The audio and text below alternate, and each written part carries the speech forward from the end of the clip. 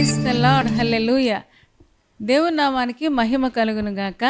నేటి దేవుని మాట అనే శీర్షిక కోసం వేచి ఉన్న మీ అందరికీ కూడా యేసయ్య నామములో వందనాలు తెలియజేస్తూ ఉన్నాం. బాగున్నారా? దేవుని మహాకృప వలన దయ వలన మనందరం క్షేమంగా ఉండి ప్రతిరోజు ఈ విధంగా కలుసుకొని దేవుని యొక్క వాక్యాన్ని వినడానికి దేవుడే మనకు సహాయం చేస్తూ ఉన్నారు. ఆ గొప్ప దేవునికి మహిమ కలుగును గాక. మరి ఈరోజు నేటి దేవుని మాట అనే శీర్షికలో దేవుడు మనకి ఇవ్వబోతున్న మాటను మనం ఒక్కసారి చూద్దాం. నిర్గమకాండము 8వ అధ్యాయము 23వ వచనం నేను చదువుతూ ఉన్నాను. మీరు కూడా ఒక్కసారి చూడండి. నా ప్రజలను నీ ప్రజల నుండి ప్రత్యేకపరచదను, రేపు ఈ సూచక క్రియ జరుగునని యెహోవా సెలవిచ్చినట్లు నీవు చెప్పవలను అని మోషే ద్వారా దేవుడు ఇశ్రాయేలులకి ఈ మాట చెప్తూ ఉన్నాడు. ఏమండి, అప్పటికి ఇశ్రాయేలులందరూ ఐగుప్తు దేశంలో గోషెను ప్రాంతంలో ఉన్నారు కదా, మనందరికీ తెలుసు. ఆ గోషెను ప్రాంతంలో ఉన్న విశ్వాసులందరికీ లేకపోతే ఇశ్రాయేలులందరికీ కూడా ఆయన చెబుతున్న మాట ఏంటి అంటే, నా ప్రజలను నీ ప్రజల నుండి ప్రత్యేకపరచదను, రేపు ఈ సూచక క్రియ జరుగునని యెహోవా సెలవిచ్చినట్టు నీవు చెప్పవలను అన్నాడు. ఏమండి, యెహోవా దేవుడు 10 అద్భుతమైన కార్యాలు ఐగుప్తు దేశంలో జరిగించినట్టుగా మనం చూస్తాం. ఏమండి, ఈ గోషెను ప్రాంతంలో ఉన్న ఇశ్రాయేలులకేమో ఈగలు ఉండేవి కాదు. ఏమండి, ఐగుప్తు ప్రాంతంలో ఉన్న ఫరో మొదలుకొని సేవకుల ఇళ్లలోకి కూడా ఈగల గుంపులు వచ్చేసాయి. మీరు ఆలోచించండి ఒక్కసారి. మరి ఇలాంటి సూచక క్రియలు వారు కళ్ళారా చూశారు. చాలా అద్భుతమైన విషయం కదా. ఈగకి ఎవరైనా ఈ ఇంటికి వెళ్ళు ఆ ఇంటికి వెళ్ళొద్దు అని చెప్పరు కదా. ఏమంటే ఈగకి అలాంటి తేడాలు ఉండవు కదా. అంటే చూడండి, దేవుడు సైన్యమైన ఈగల గుంపును కూడా దేవుడు ఉపయోగించుకున్నట్టుగా మనం చూస్తూ ఉన్నాం. ఆ ఈగలు కానివ్వండి, లేకపోతే చీకటి కానివ్వండి, లేకపోతే మిన్నలును కానివ్వండి, పేలు కానివ్వండి, ఏమంటే ఐగుప్తు దేశాన్నేమో చుట్టుముట్టేసేవి. అదే సమయంలో ఈ ప్రాంతాన్ని ఈ గోషెను ప్రాంతం కూడా ఐగుప్తు దేశంలోనే ఉంది. కానీ ఆ గోషెను ప్రాంతంలో అసలు ఎవరో సరిహద్దు పెట్టినట్లుగా అంతవరకు వచ్చే ఈగలైనా పేలైనా ఇంకేదైనా శ్రమ అయినా అంతవరకు వచ్చేది. కానీ గోషెను ప్రాంతంలో ఉన్న ఆయన ప్రజల దగ్గరికి మాత్రం అస్సలు ఈగలు కానీ పేలు కానీ లేకపోతే దేవుడు ఎవరెవరిని ఉపయోగించుకున్నాడో దేవుని సైన్యమై ఉన్న అవన్నీ కూడా దేవుని మాట జవదాటకుండా చక్కగా వినేవి. ఎంత అద్భుతమైన విషయమో కదా. ఏమండి, ఆ ప్రాంతం వరకు అద్భుతం జరిగేది. ఆ ప్రాంతం దాటాక ఐగుప్తు ప్రాంతం అంతా ప్రజలు అల్లకొల్లోలంగా ఆందోళనతో నష్టాలతో ఉండేవారు. కారణం లేకపోలేదు. నా ప్రజలను నీ ప్రజల నుండి ప్రత్యేకపరుస్తానని దేవుడు వాగ్దానం చేశాడు. ఏమంటే ఈ రోజున మనందరినీ కూడా విశ్వాసులంగా మనల్ని ఆయన ప్రజలుగా చేసుకున్నాడు. ఆ రోజున ఇశ్రాయేలులు ఆయన ప్రజలైతే ఈ రోజున విశ్వాసులంగా మనందరము ఆయన ప్రజలమైపోయాం. ఏమండి, లోకంలో అందరికీ కష్టాలు వస్తాయి. కానీ ఆ కష్టము ద్వారా మనకు ఎలాంటి హాని రాకుండా దేవుడు కృప చూపిస్తూ ఉన్నాడు. దానికి కారణం ఏంటి అంటే, నా ప్రజలను నీ ప్రజల నుండి ప్రత్యేకపరుస్తాను. వాళ్ళు చాలా ప్రత్యేకంగా ఉంటారు. ఈరోజున విశ్వాసులంగా మనం కూడా దేవుడు ఆశించినట్లుగా ప్రత్యేకత కలిగి ఉండాలని దేవుడు కోరుకుంటూ ఉన్నాడు. 100వ కీర్తనలో మనం ఒకసారి చూద్దామా? 100వ కీర్తనలో 3వ వచనం మనం చదవగలిగితే అక్కడ కీర్తనాకారుడు ఏమని చెప్తాడంటే, మనము ఆయన వారము, ఆయన ప్రజలము, ఆయన మేపు గొర్రెలము అని చెప్పడం మనం చూస్తూ ఉన్నాం. మనము ఆయనకి సంబంధించిన వాళ్ళం. ఆయనే యెహోవాయే దేవుడని తెలుసుకుని ఆయనే మనలను పుట్టించెను. మనము ఆయన వారము, మనము ఆయన ప్రజలము, ఆయన మేపు గొర్రెలము అని చెప్పడం మనం చూస్తూ ఉన్నాం.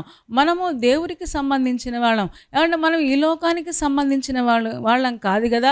విశ్వాసులు ఈ లోకానికి సంబంధించిన వారు కాదు. కానీ ఏమంటే ఈ రోజున ఈ లోకంలో ఉంటూ మనం పరసంబంధమైన ఆశలు కలిగి ఉండాలని దేవుడు కోరుకుంటూ ఉన్నాడు. ఈ రోజున దేవుడు అదే కోరుకుంటూ ఉన్నాడు. నా ప్రజలుగా ఉండాలి, నా ప్రజలు ప్రత్యేకంగా ఉండాలి. ఆయన మేపే గొర్రెలమంట, ఆయన ప్రజలమంట. మనల్ని ఆయనే పుట్టించాడు. ఏమంటే మనకు ఆయనే జన్మ ఇచ్చాడు. మనల్ని ఆయనే రక్షించుకున్నాడు. ఆయన తన సొత్తుగా జనాంగంగా స్వతంత్రులుగా మనల్ని చేసుకున్నాడు కనుక ఏ విధమైన ఆ పాపం మన దగ్గర ఉండకుండా జాగ్రత్త పడాలని దేవుడు కోరుకుంటూ ఉన్నాడు. ఏమంటే భౌతిక సంబంధంగా మన దగ్గర ఏ విషయంలో కూడా సాతానుడు మనల్ని వేలెత్తి చూపకూడదు.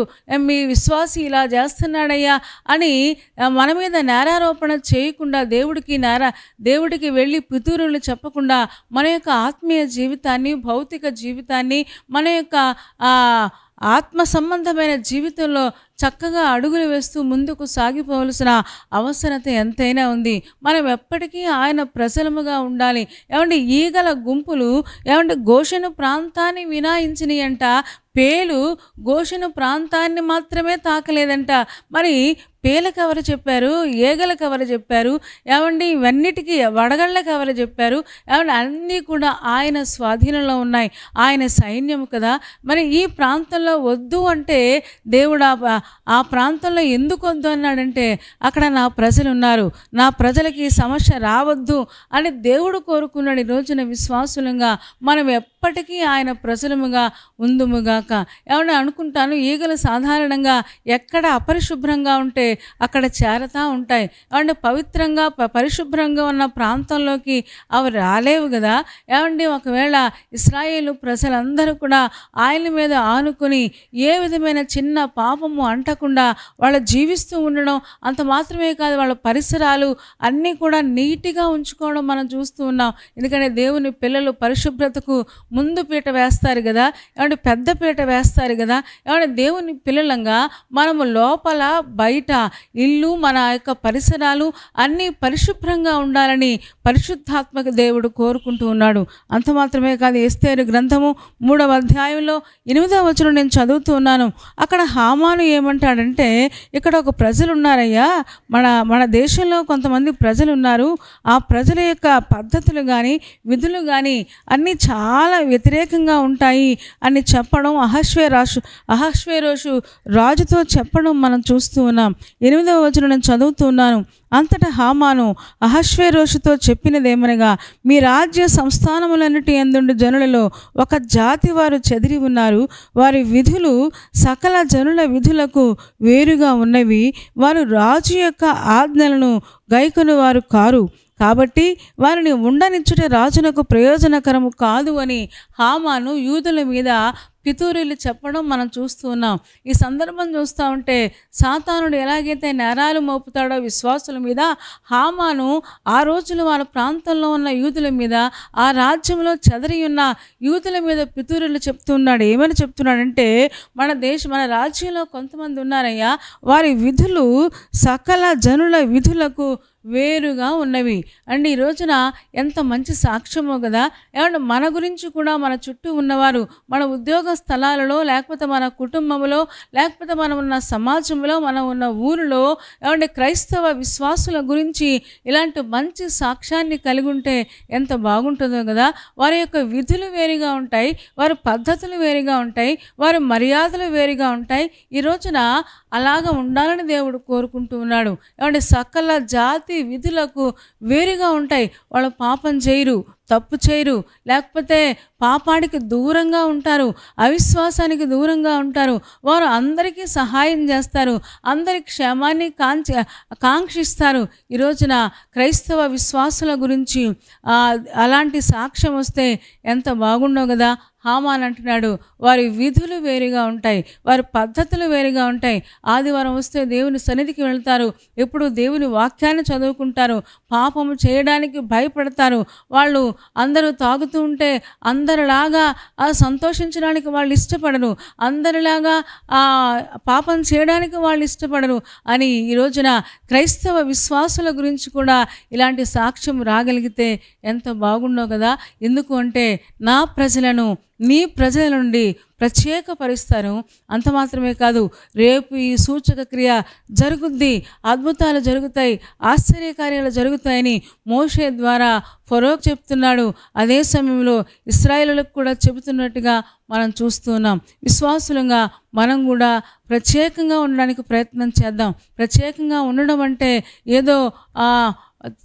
ఏదో అందరికంటే భిన్నంగా ఉండమని కాదు, కానీ ప్రత్యేకంగా ఉండమంటే అర్థం ఏంటి అంటే పాపానికి దూరంగా ఉండడం, ఎంతసేపు దేవుని యొక్క వాక్యాన్ని చదువుకోవడం, వాక్య ప్రకారంగా నడుచుకోవడం, ప్రార్థన యందు ఆసక్తి కలిగి ఉండడం, ఆదివారం దేవుని మందిరానికి వెళ్ళడం.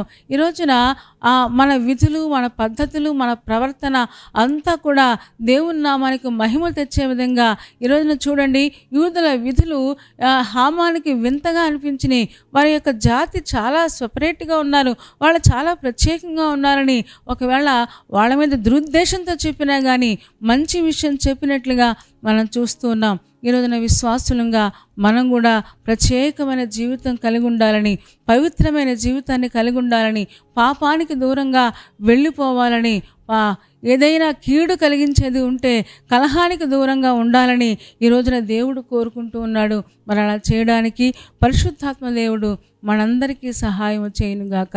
తలలు వంచండి, కళ్ళు మూసుకోండి, చిన్న మాట ప్రార్థన చేద్దాం. పరిశుద్ధుడా, ప్రేమ కలిగిన మా తండ్రి, నీ పాదాలకు వందనాలు, స్తోత్రాలు చెల్లిస్తూ ఉన్నాం. నువ్వెంత మంచి దేవుడవు, ఎంత ప్రేమ కలిగిన దేవుడవు, ఎంత కృప కలిగిన దేవుడవు నాయన. మీరు మాతో మాట్లాడిన ఈ శ్రేష్టమైన మాట కోసం మీకు వందనాలు. నా ప్రజలను నీ ప్రజల నుండి ప్రత్యేకపరచదనని, మమ్మల్ని నీ బిడ్డలుగా, నీ సొత్తుగా, నీ జనాంగముగా ప్రాణమిచ్చి రక్తమిచ్చి మమ్మల్ని చేసుకున్నందుకు వందనాలు. మేము ఎప్పటికీ నీ ప్రజలముగా ఉంటూ పాపానికి దూరంగా, సాతానికి దూరంగా నాయన సకల జాతుల విధులకు భిన్నంగా మా విధులు ఉండడానికి సహాయం చేయము.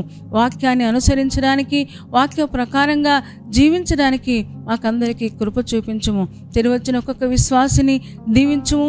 పుట్టినరోజు, పెళ్లి రోజు జరుపుకుంటున్న వారిని నాయన శ్రేయస్కరమైన ఆశీర్వాదాలతో నింపండి. ఎగ్జామ్స్ రాస్తున్న వారిని, అలాగే తండ్రి ఇంటర్వ్యూలకు వెళుతున్న వారికి సఫలత మీరు దయచేయము. రేపటి దినం కోసం మమ్మల్ని అందరినీ సిద్ధపరచుము. యేసయ్య నామములో ప్రార్థించి వేడుకొనుచున్నాము తండ్రి. ఆమేన్. ఆమేన్ చెప్పారు కదా అందరూ.